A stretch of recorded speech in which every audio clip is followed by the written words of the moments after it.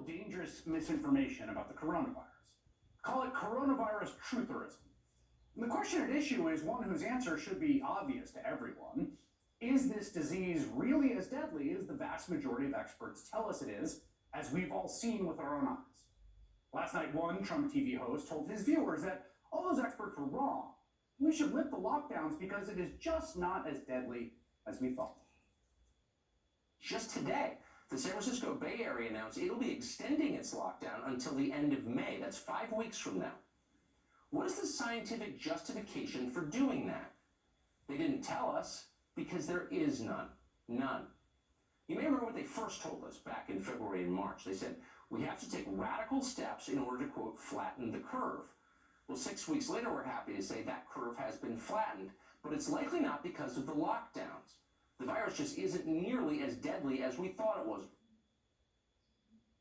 Now, if you were thinking, wait, how can he say that the curve flattened not because of the lockdowns, not because of the wholly unprecedented society-wide shutdown? Well, you are right to ask that question. But Tucker Carlson based his claim in part on arguments from two doctors who own an urgent care center in Bakersfield, California. And they say their research found the coronavirus is basically no worse than the flu. Played a soundbite from one of them. Oh, and here they are last night on a different Trump TV show. Now, of course, most public health experts have dismissed these doctors' findings. According to the University of Washington biologist Dr. Carl Bergstrom, who specializes in infectious disease modeling, quote, they have used methods that are ludicrous to get results that are completely implausible. Two national physicians groups describe the doctor's claims as reckless, and added this, quote, as owners of local urgent care clinics, it appears these two individuals are releasing biased, non-peer-reviewed data to advance their personal financial interests without regard for the public's health.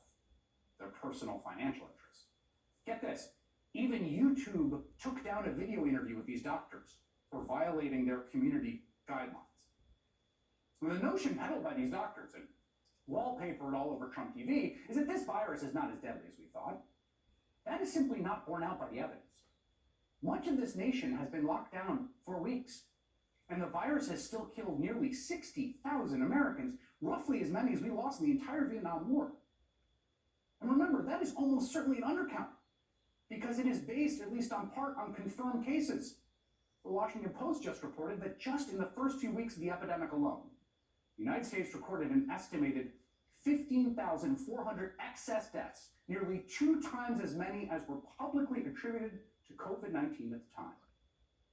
In New York City alone,